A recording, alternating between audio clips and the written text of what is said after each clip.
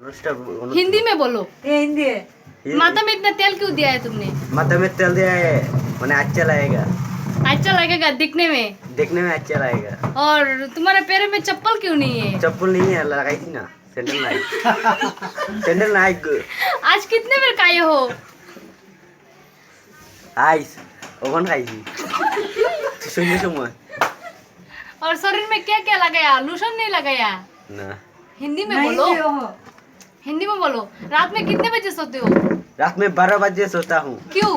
अच्छा मूड करता नहीं है माना अच्छा नहीं लगेगा तो बोलता है सॉरी। सॉरी बोलता है तो वो कोई गुड मॉर्निंग बाय बाय। और रात में बांध में हारते हो? बांध में हारते हो रात में? रात में आजकल किससे बात करते हो तुम मोबाइल पे? मोबाइल के नहीं बात करेगा।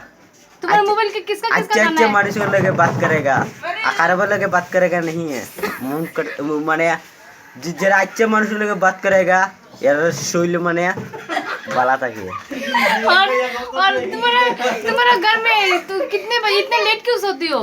इतने घर में सोईता मुंडे हैं? सोईता लागे हुए होते ओ भैया ओए